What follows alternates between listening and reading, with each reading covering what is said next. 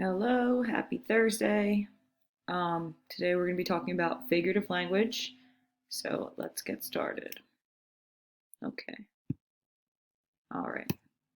Okay, I'm not going to go over this again. You've heard it way too many times so far. At this point, you should already know all must do work needs to be done. All can do work can make up for missing assignments in the third quarter.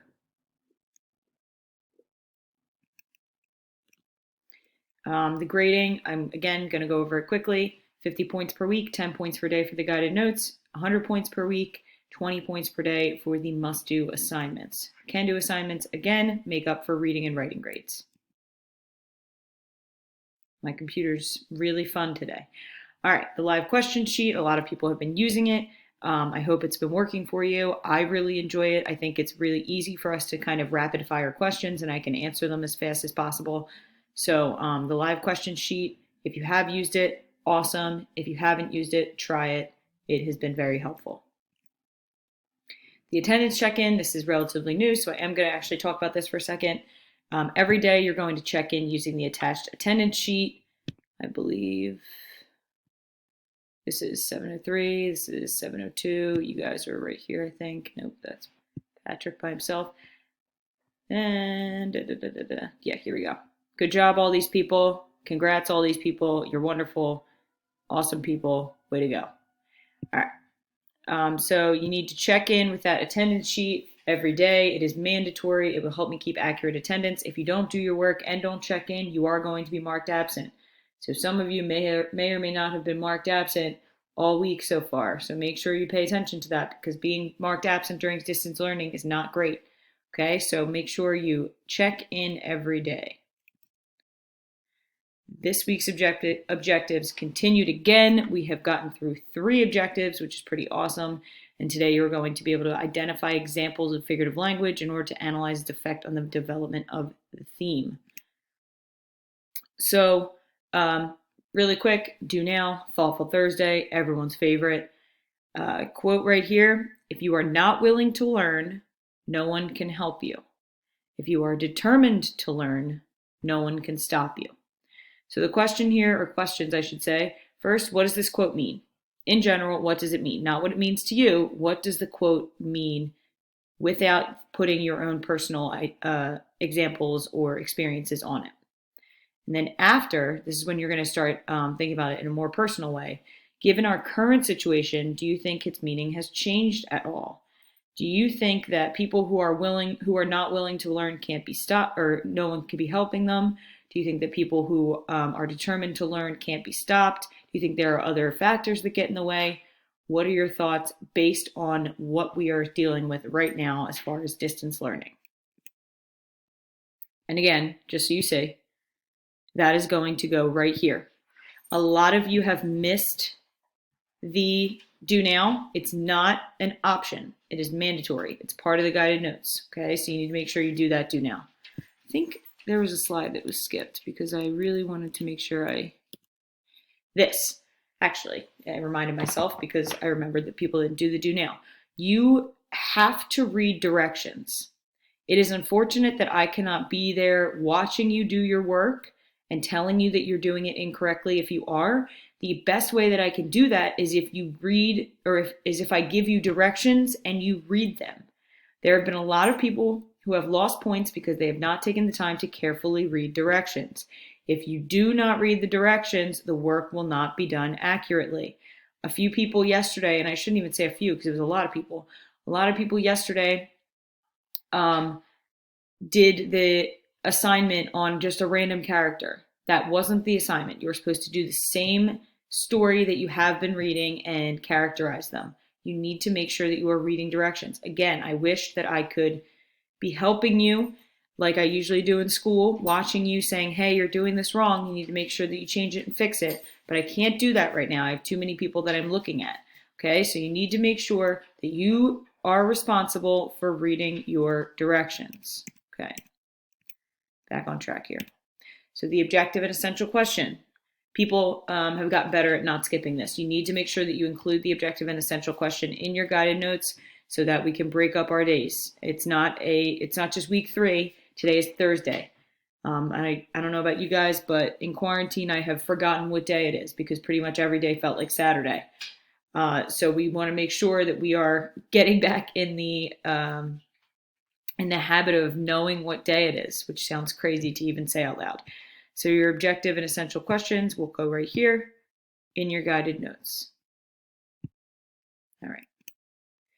All right, so your figurative language stop and jot. This is actually one that I think is pretty interesting that I really feel like could create some discussion. So how common is it for people to use figurative language in normal conversation?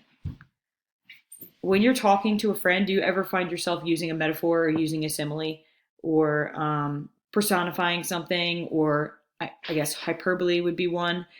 How common is it for people to use figurative language in normal conversation? Thinking about that, what does that tell you about figurative language? Does it tell you that figurative language is more common than we think? Does it tell you that figurative language is lost and we shouldn't be studying it? What does that tell you about figurative language based on your response? So this is one where you can kind of give me your opinion, okay? Don't give me your opinion as I never use figurative language because I hate it. Actually think, reflect on the way that you talk and the way that other people talk, okay? So that's stop and jot. That's going to be recorded in your guided notes. The questions are already there for you.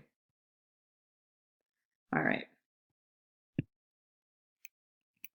So what we are going to do today is a rapid fire figurative language kind of quiz. Okay. The next few slides are going to be examples of figurative language. You are to identify them and provide an example of your own of that same figurative language. I'm going to go through this with you. So make sure that you are listening because my directions are going to be a little bit complicated starting here. Okay. See, I'm sweating because it says rapid fire, and rapid fire is usually pretty stressful, right? This is very stressful. So everybody calm down. It's just figurative language.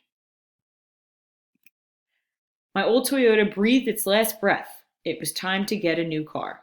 So after you decide what type of figurative language it is, you are going to go into your response sheet. You are going to type in the figurative language. I think this is blah, blah, blah. Okay? You type in what type of figurative language it is. Why is it this type of figurative language? It is blah, blah, blah, because blah, blah, blah. You know what? It'll be better if I actually give you a concrete example. All right, so forget all the blahs that I just said. Okay, I think it is hyperbole. Okay? I think that this is hyperbole because it is an blank. I don't want to tell you. Okay? And then an example of my own, I'm going to come up with an example of hyperbole on my own. So the rapid fire comes with 3 different parts. Okay? What the figurative language is, why it's that type of figurative language, and then an example of your own. Okay? I'm going to go through the rest of them. She had hair like fire.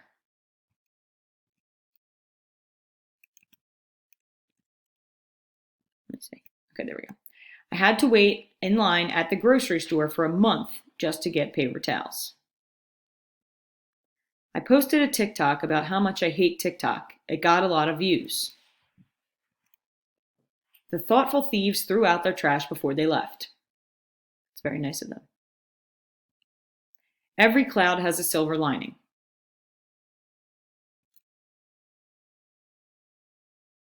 Man, my computer's... He is a monster. American flag equals freedom. You see how the F and the L connect to each other? Yeah. Darkness equals death. Snake equals untrustworthy and demons. Yellow equals happiness.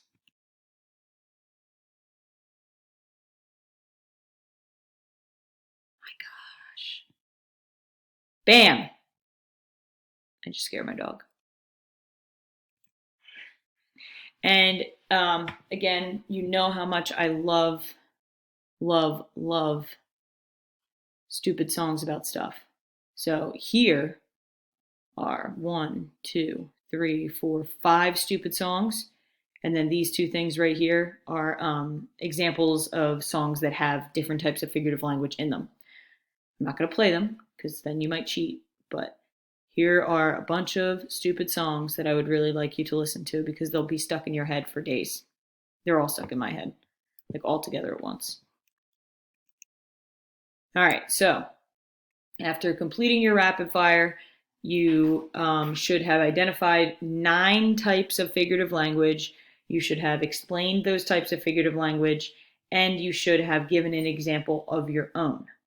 Okay, so for your assignment for today, you are going to use the same story that you read yesterday and the day before and the day before, and you are going to find 5 examples of figurative language. They can be the ones mentioned today or other ones that you're aware of. So again, the same 4 stories, you're going to identify 5 types of figurative language. Now I'm going to address this because this is always the issue when it comes to figurative language. So, reading directions carefully. I am reading them to you and I am explaining them to you. So this should be basically like me in school telling you what you need to do. So, find at least 5 examples of figurative language in your chosen story. Okay, 5 examples. You have 9 that you should have listed up here. 5 examples. If you cannot find 5, find as many as you can, and then choose another story and find the rest. So for example, if I find 3 in my story and I can't find 2 more, I'm going to go to a different story and I'm going to find 2 more examples of figurative language. You may not use the same type of figurative language more than once. So your responses cannot look like this. Oh my gosh, I spelled simile wrong.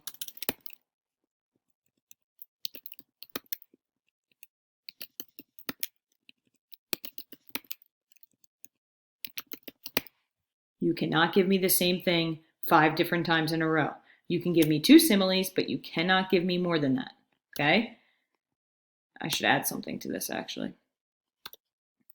So you are going to give me your simile,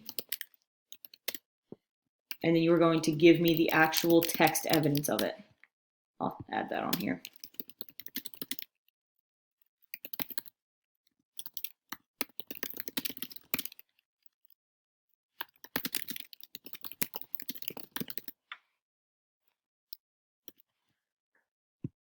So you're going to provide the direct evidence of your figurative language. So you are going to take your, you're going to look at your simile, you're going to take the actual text evidence and you're going to type it in, okay? So a simile could be,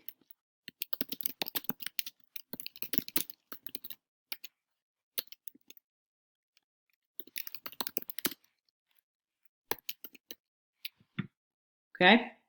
So you're going to give me your text evidence and you're going to provide a citation. Because your texts are from Common Lit, you're not going to have a page number. You can just put the author's last name. All right? So that's for the assignment. I really, really hope that you are listening to these directions because I've had a lot of people not doing the assignments correctly. Okay? So make sure you have listened and read the directions again if you need more clarity. So tomorrow we're going to take everything we discussed all week. We're going to have a little quiz, and then we are going to put it into practice in a way that I think is fun. As you all know, the way I think of this fun is not always, and by not always, I mean never the exact same way that you do. So I think it's fun, so which that means that you're not going to think it's fun, but whatever. Okay. So if you have questions, please record them on the live question sheet. Here's our live questions sheet. As you can see, a lot of people have used it to their advantage. Or make sure you put your attendance in. Again, a lot of people did that yesterday and the day before, or yesterday. So make sure you record your attendance, ask me questions, read directions, and you should be good. You have a wonderful day. I think it's going to be nice today. So get outside at some point. Bye.